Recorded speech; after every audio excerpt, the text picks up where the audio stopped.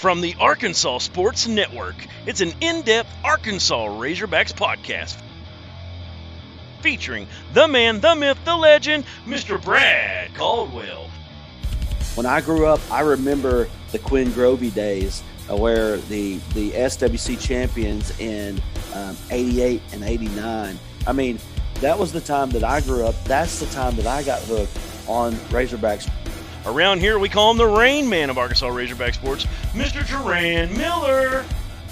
Real quick, speaking about going down to Baton Rouge, and all the corn dogs and all that nature. But y'all remember the time Bobby Boucher intercepted the quarterback and his pants fell off? And finally, he wears his hair upside down and he pushes all the buttons, Mr. Bill Harshaw. When you look at the Razorback athletic program across the board, Hunter Yurichak's got this thing moving in the right direction because these kids are looking at Arkansas athletics going, hey, Arkansas is the place to be, and we haven't had that in a while. Everyone get ready, because you're now connected to the RazorWire. And welcome into another episode of the RazorWire. Bill Harshaw along with Brad Caldwell and Duran Miller as always. And joining us this week, we are live from War Memorial Stadium as we're getting ready for the game of the week here on the Arkansas Sports Network. Man, it is going to be a fun time. We're getting you ready for your football weekend with high school football. We've got Little Rock Parkview and Greenwood. You can tune in to us at 7 p.m. We will have that ready for you right here on the Arkansas Sports Network. And but we're getting ready for that Southwest Classic game against Texas A&M on Saturday. Yeah, definitely. It's a big one. We've lost 9 straight to the Aggies, and I feel like the whole state of Arkansas is aware of that. The players are aware of it for sure, and I definitely think everybody is just hoping, praying, trying to get prepared that we can possibly get that monkey off our back and kind of reset things back to the way they were before A&M joined the conference, because that was the last time we beat them. Do us a favor and hit that share button. Let everybody know that you're watching the Arkansas Sports Network. Here in the RazorWire. We're first ever live show here. We're excited about doing this. But yeah, make sure that you are hitting that share button. James Klinger, he said he's drinking the Kool-Aid right now. Oh yeah. I'm telling you, man, I think we are too. I mean, it's just right now a lot of good things are happening. There's a lot of feel good around the program. But man, if you win on Saturday, can you imagine what it's going to be like and what the feeling is going to be like around the program when they go into Georgia for a possible top 10 matchup? Yeah, I definitely think if we get the win, you're looking at probably moving to the top 10. If not, you're going to be right there on the cusp of it. And going down to Athens would be huge. We know how we played against Georgia last year. They had all they wanted of us by halftime. And this is a lot better team this year. Georgia's struggling on offense right now. And, that would really set the table to be a special week and just a feeling we haven't felt in several years at that point. Absolutely. Probably 2011 since you had those kind of feelings. Yeah, and it's been a while really since Arkansas has been on this kind of stage. We're talking about all of the things that Coach Pittman has had to do, preparing for this game. And one of the things that they've talked about is preparing for a crowd noise, creating for that hostile environment. And it's going to be interesting to see what happens with Arkansas going back down to Jerry's World for a team that's beat Arkansas 9 years in a row. Yeah, and 9 years in a row with the Aggies is just way too many. It's one of those things, and I'm tired of losing to them. I've said it before on the show. I'm tired of losing to them. I'm tired of losing to Missouri. I'm tired of losing to Mississippi State. Look, you're going to lose at some point, but those guys, you just feel like as Arkansas, you should win those more often than not. Texas A&M maybe a little bit less, but historically Arkansas has a big advantage. Yeah, we've definitely owned the series, still up 42-33, and that's with losing 9 straight. And I know a lot of people, I remember hearing Ty Richardson on the Morning Rush yesterday, I want to say it was, talk about, how he really has a distaste for the Aggie fan base, and that's because you feel like they're just so kind of cocky and like they've arrived for no reason. There's no reason for that fan base to feel the way they do. They've never won a national championship, I think it's been since the 40s or something since they've won a national championship in anything, and or that was even a top 4 finish until this year, or last year I'm saying.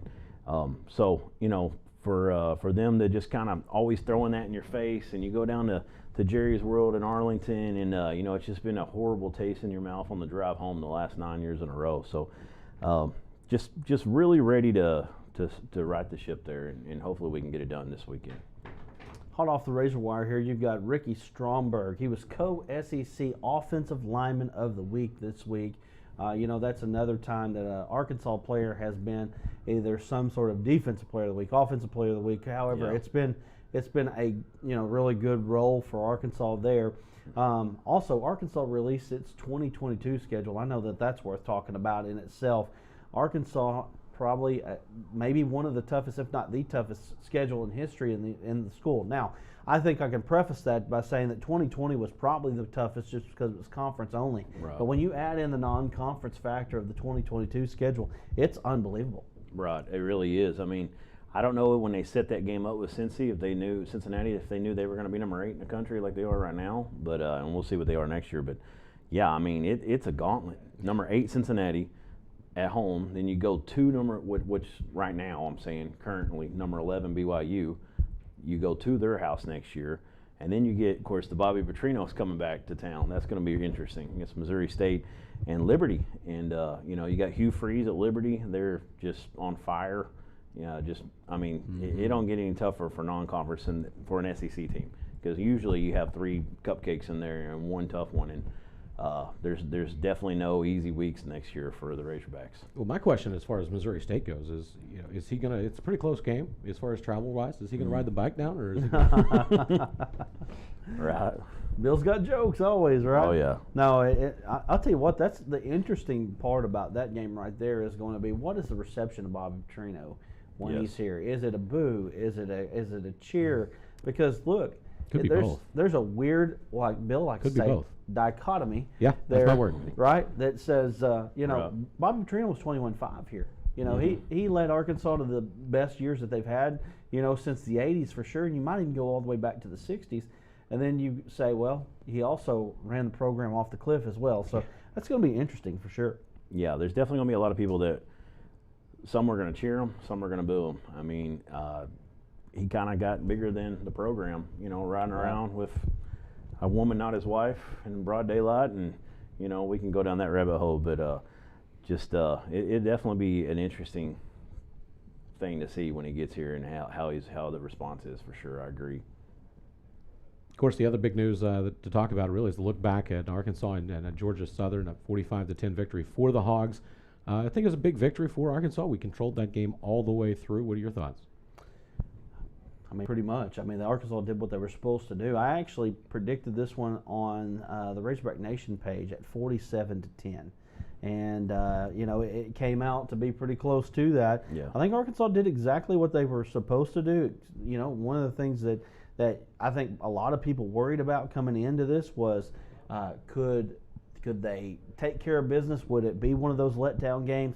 And it wasn't, man. It was a great game. I say great game. I don't know if it was a great game necessarily, but it was a good game that Arkansas did what they were supposed to do. Yeah, big confidence builder.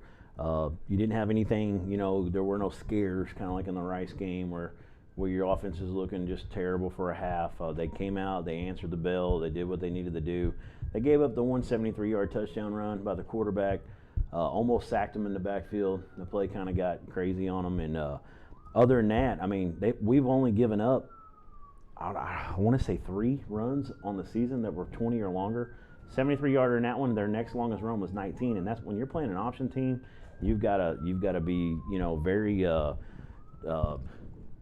what's the word? Where you got to be just set up where you got to stay home, know your defense, Assignment football, yeah. right? And we did that. You know, we had a couple big plays, but other than that, I mean, that's really. I mean, I would take that all day long if you told me we're going to give one run of over 20 yards against a Georgia Southern in that typical, you know, triple option. So I feel like they did what they needed to do. And another thing that they showed that we hadn't seen all year, another thing that people were talking about was, can we throw the ball downfield?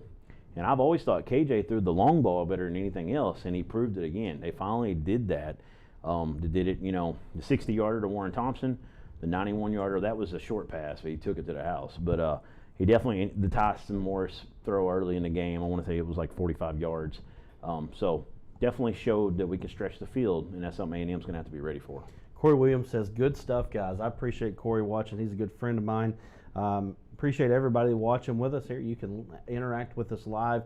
Also, make sure that you have already liked the Arkansas Sports Network. You can do that on YouTube as well as Facebook here as we get ready to bring you the Greenwood Bulldogs and the Parkview Patriots. You know, one thing, Brad, about Corey Williams, you know, you did the basketball NCAA breakdown with Corey, and you know, he's just an overall great guy. And you watch him on Facebook, you know, he's got this gym. And I mean, you know, you watch him on the show that we did with him, and I didn't know he was as jacked up as he was, but my goodness, this dude's ripped. Getting ready to have a baby as That's well. right. Man. Congratulations on that, too. He told me this week, you said, man, I thought I was going to have one just the other day. So I know that they're on baby watch right now. I appreciate Corey for watching us and everybody else that's watching us as well. It's good. And again, we're just trying to get the brand out there. So make sure you're sharing this with everybody, letting them know. And I feel like that, you know, you should be pleased with the product that we bring from the Arkansas Sports Network. I guess Duran says no. No, I agree. I mean, I agree. I'm trying to share it right now. Yeah, I mean, we work hard at this, and we hope y'all are enjoying what we're bringing. And you know, I'm a Razorback guy, so I mean, I'm looking for all those types of things, all the different shows. I mean, all the groups I'm in. Just trying to find different feedback, different things, more things that I can find out more information about the Hogs, and I think it's great, and just we're excited to be bringing this to y'all. Of course, we are here today at War Memorial Stadium specifically. We're here for the Arkansas Sports Network Game of the Week tonight against Parkview and Greenwood. So that's going to be a big game. You want to stay tuned and check that out tonight on the Arkansas Sports Network.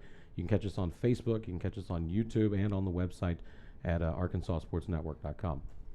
It's going to be a lot of fun tonight, man. You know, if you want to see some future Razorbacks, this is the place to be right here, on the Arkansas Sports Network. Arkansas Sports Network Game of the Week. That is the whole purpose of what we do with the Arkansas Sports Network on the Game of the Week, is bring you the future of the Hill.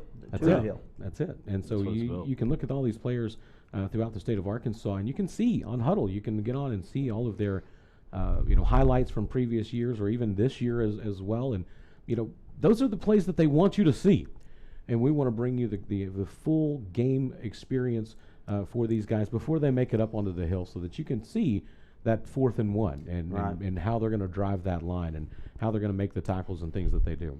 And tonight you can see Razorback 2022 commitment James Jointer. He's going to be on the field with you, and there's future Hogs on the field as well. Well, possibly. Also, Jalen White. You can bring Jalen White. He just committed to Ole Miss. You can see him tonight as well. Future SEC foe. It's going to be a great time to watch some good football tonight. Yeah, I did some highlights of Russellville last year. We got to watch James Joyner when Parkview came down to Cyclone Stadium, and he took a swing pass. I want to say it was 79 yards to the house.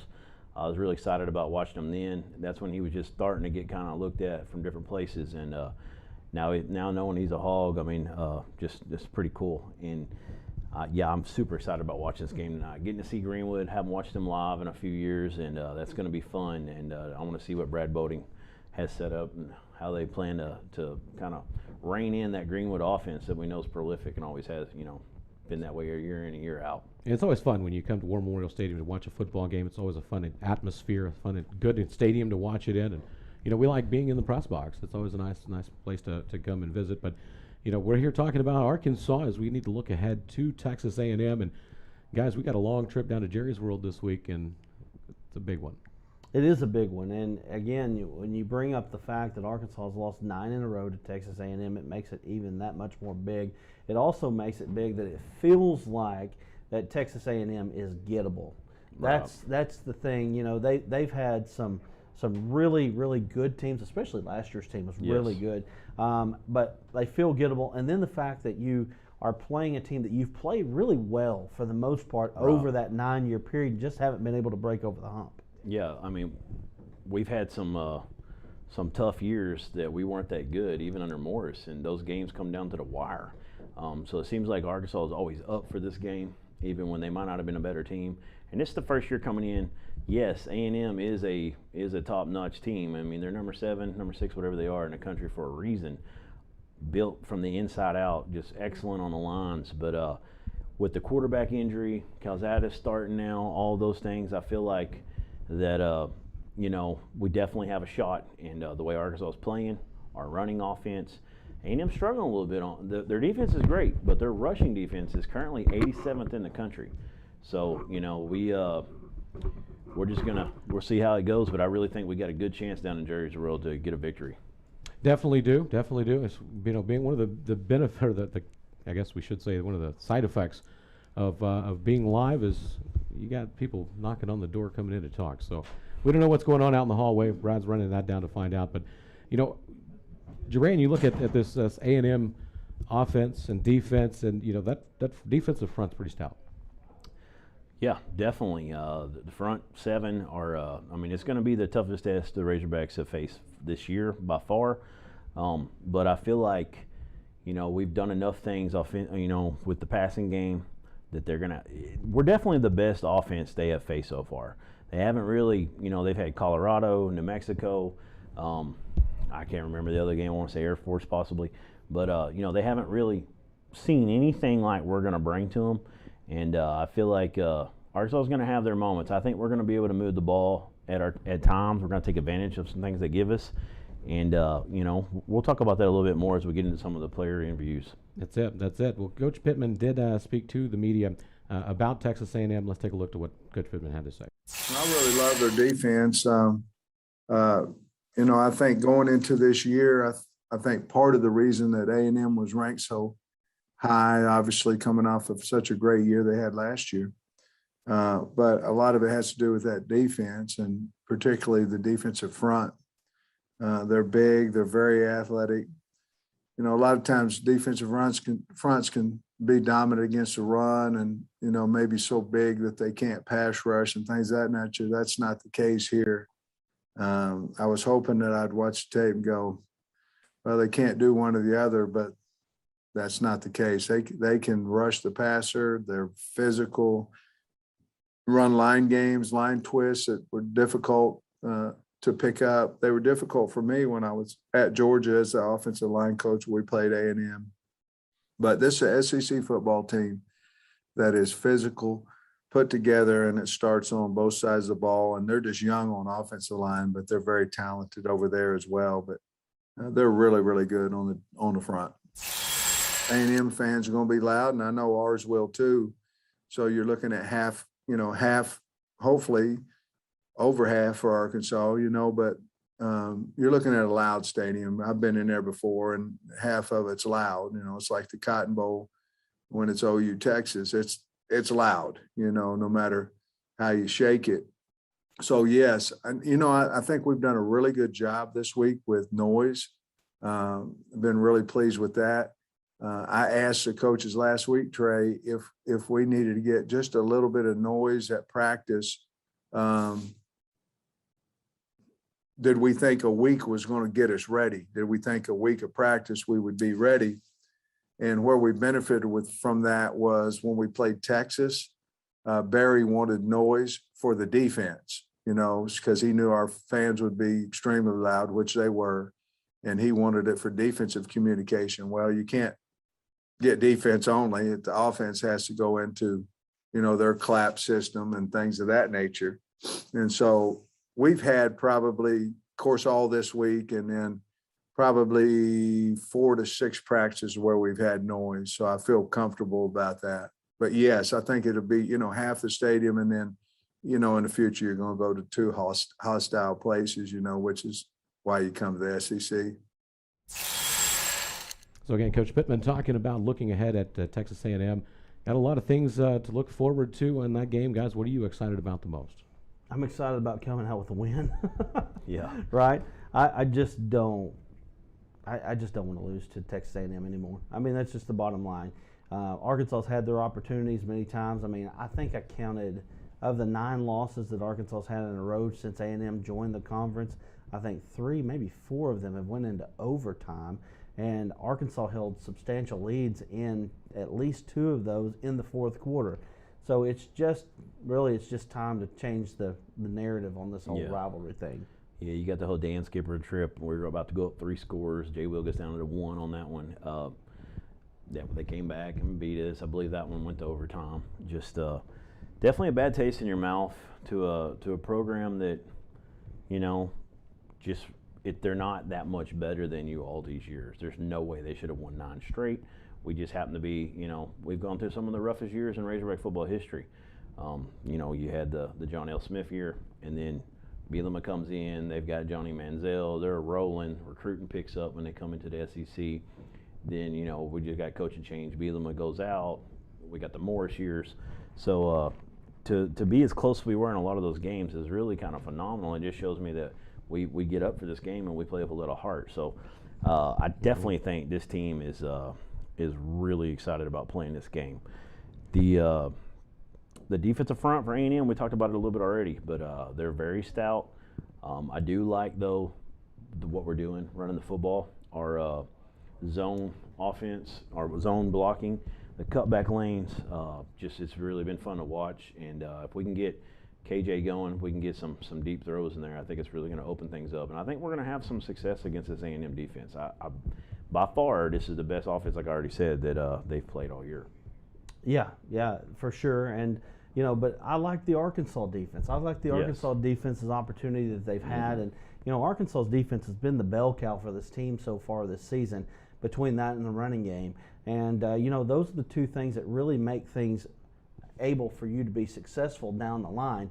I really like Arkansas's chances of maybe being able to run against them. I mean, they were able to run against Texas. I know that A&M's front's going to be stronger than Texas's was, Much but better. I still think that you're talking about something that, we ran for 333 yards against Texas on the ground. So you've got a chance here to be successful on the ground. If Arkansas is able to be successful on the ground, I think it sets up everything else. Right. Yeah, I mean, the defense definitely is what I'm excited about. Our defense is, they've struggled. A&M struggled. They had to come from behind, got the win at the last second against Colorado. I feel like Calzada, that helped him getting a little experience in that game. Last week he looked much better.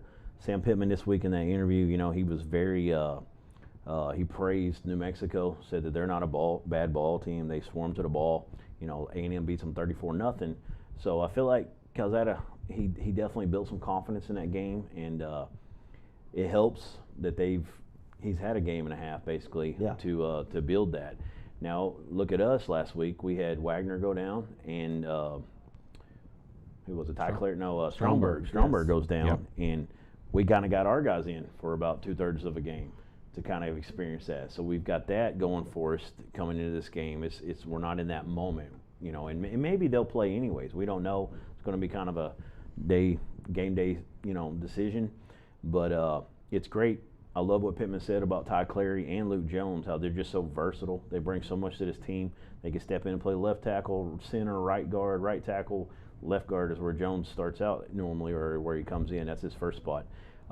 So I like that coming for us. We've already kind of seen that we're, a little bit multiple there. We got some depth, and I just feel like this game sets up to be a really, really good matchup, and we'll just see what happens. But I really think we got our best chance in 9 years by far. I think you're right. Give us some score predictions. Let us know what you're thinking here as we get ready to prepare for the RazorWire's rest of the show, I should say. But let us know what you think. Do you think Arkansas's got a chance to win tonight or this week? Let us know. I think that we've got a great shot here if you are the Razorbacks. The one thing that I'm looking at when you start looking at the scores and the games that Texas A&M has played, you're looking at Kent State, a win, 41-10. Should have won that one. And then the Colorado game, that's the one that's the head scratcher for me. You look at Colorado, a 1-2 team currently. They barely beat Colorado 10-7. So that's the one they should have lost it, and then they just kind of came out mad against New Mexico and defeated New Mexico 34-0. So, have they been tested? That's a good question. I'm not sure that they definitely haven't been tested like Arkansas has been tested. Right. And I think a lot of people want to push Texas down because Arkansas beat Right. them. I'm not sure that Texas team was nearly as bad as people think that they were. They got ambushed. Yeah. You know, And Arkansas was ready to play, best atmosphere that you've had in a long time there at Reynolds Razorback Stadium. I think that Texas was a worthy opponent. I mean, really, when you look at the comparison, at least, Colorado's the best opponent that they've played. Colorado got destroyed by Minnesota last week. yes, and Minnesota's doing good, but yeah, just destroyed, and that definitely helps. That's something I'm looking at, you know, and when I'm strategizing this game, and I totally agree with you. Look at that's what I was going to say. The Texas game, after they lost to us, they were mad. They got embarrassed. They just put a thumping on Rice, 58-0. So I think that definitely tells you right there that Texas is a pretty good ball team. I think they're going to win a lot of games in the Big 12 this year. I think they're going to win 8-9 games. I think you're right. I mean, Sarkisian is a guy he's a good coach. I mean, there's no doubt about it. He went through the Saban coach rehab program that Lane Kiffin went through. Yep. Everybody seems to be high on Lane Kiffin. Not me. Yeah, Bill's definitely not high on him, but he's I think he's a good coach. I think they've got a good thing going on there, and so I think with A&M, especially, I think Arkansas is definitely going to be the best team that they've played. Yeah, definitely. I feel like we're a little bit more battle tested right now, and that's an advantage for Arkansas. And I think we're going to see that. I hope we just come out there and just punch them in the mouth right off the bat. That would be great to see. No doubt about it. No doubt about it. It would be awesome to see Arkansas get an opportunity to just jump on them and really just kind of roll. Questions I have is how will KJ handle probably the best defense that he's seen so far? What happens if Arkansas can't run for 300 yards? 270 is probably what they're averaging right now. Yeah. What happens with KJ in that situation? Right. There's some things in his game, he's not the most polished passer just yet. I feel like he's getting better every week. If he can take another step forward this week, it's going to bode well for the Hogs, and we ought to have a really good outcome. But it's definitely going to be more pressure on him. It's at Cowboy Stadium. It's going to be split down the middle pretty close on fan attendance, but you know how the Aggies are. They got all those different chants, and freshmen do a different chant than sophomores do and juniors, and it's crazy. So, I mean, he had the nerves in the Rice game. I feel like he's going to have possibly some nerves. They're going to go through their walkthrough, kind of get used to acclimated to that stadium. Hopefully that won't play too much of a factor. But he throws the ball sometimes a little flat-footed.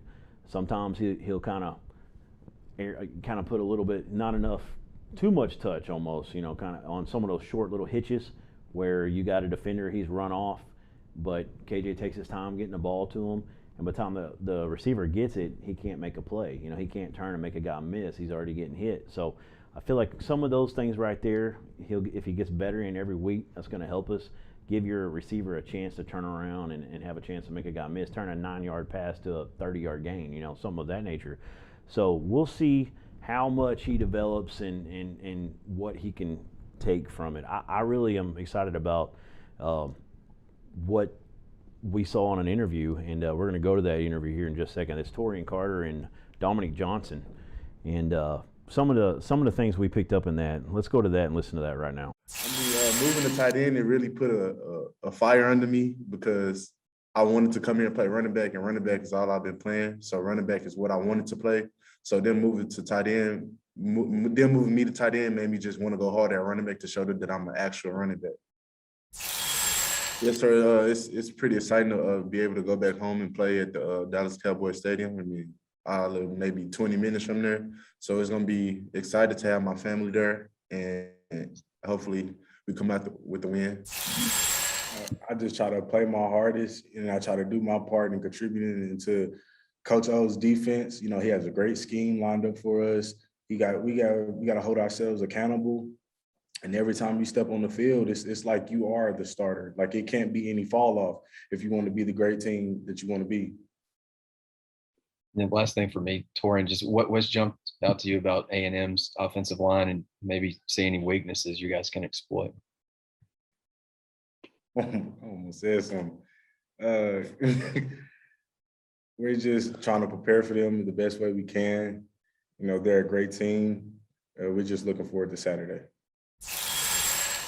They have a really solid base defense. Like they can fly to the ball. So we're gonna try to do what we can to. Hold on, excuse me. We're gonna try to do what we can to use their abilities against them. Yeah, it's gonna be a completely different atmosphere. I'm honestly looking forward to it. I'm really excited to be able to play with my teammates at a real like college level with real fans with, you know, against another ranked team, try to take them down. So I feel like it's gonna be fun. Do you remember how old you were when you first went in there, and what's it like being a Pee Wee League kid and you're in one of the great stadiums in the world, you know? I mean, I was maybe like 8 or 9. I didn't really understand at the time. You know, it's just playing the Dallas Cowboys Stadium. Yeah, it was exciting for me. But I played there a couple of times. But one thing that stuck out to me was, well, let me ask you this real quick. We got Dominic Johnson. Here. You know, one of the guys that was kind of unsung and unheralded coming into this, really a very, you know, lightly recruited guy. Yeah. And, you know, all of a sudden here, he stepped up, and I wonder, is he the best back that we've got?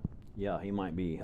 He's very exciting to watch. He reminds me a little bit of Jay Will because he's got excellent footwork.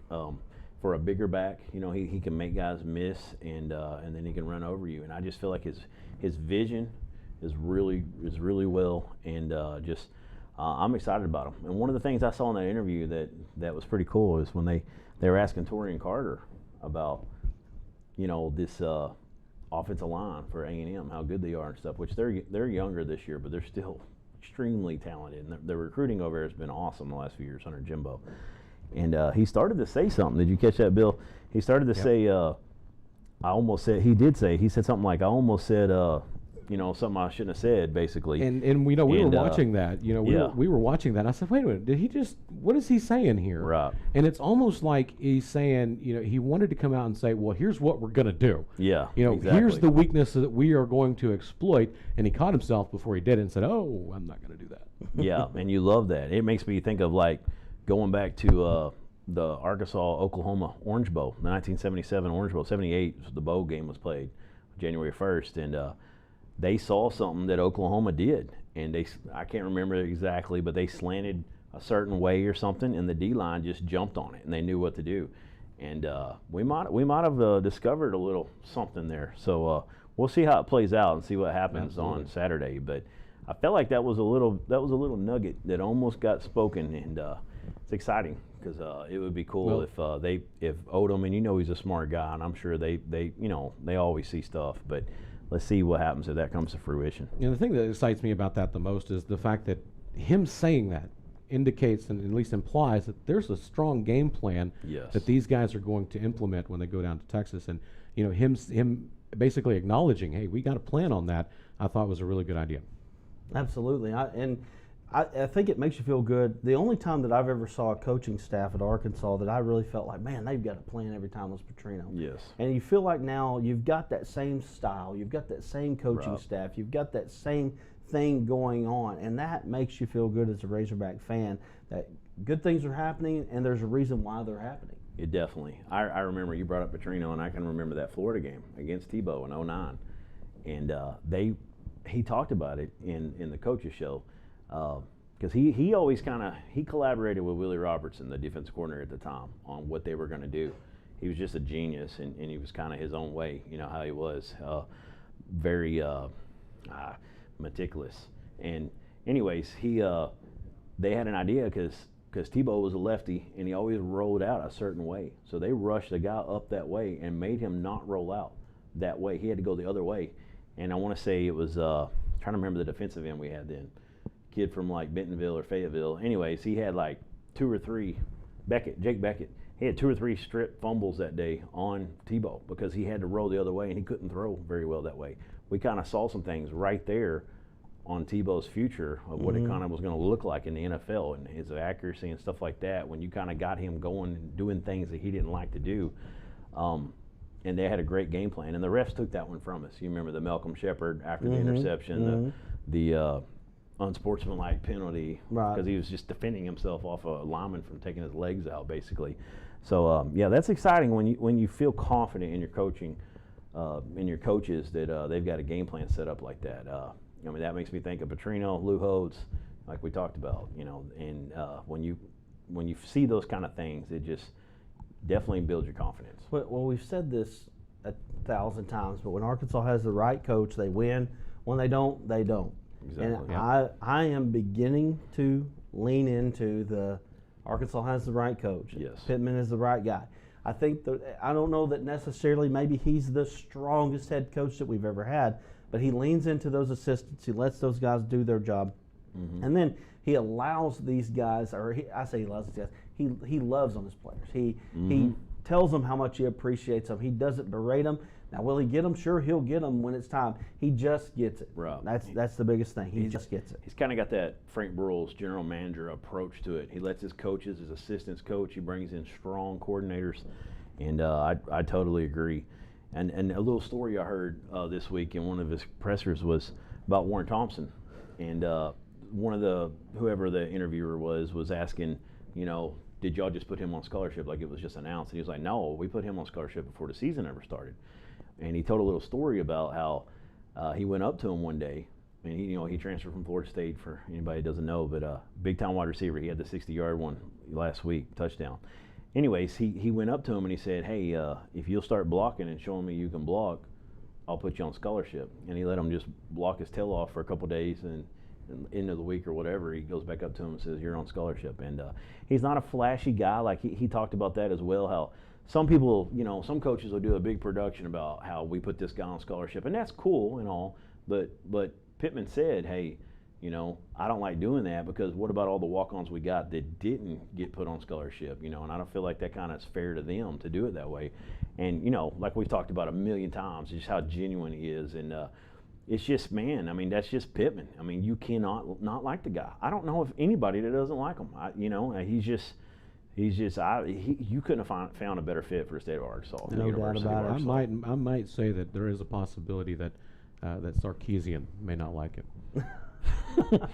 Definitely after those 4th and shorts. It was tough. It was he tough. Definitely don't like Hayden Henry. It was tough on Texas at Reynolds Razorback Stadium, and the look on Sarkisian's face that he that had. fourth down. Boy, that was classic. That was classic, and it was something that you haven't seen as a Razorback fan in quite a while. Definitely.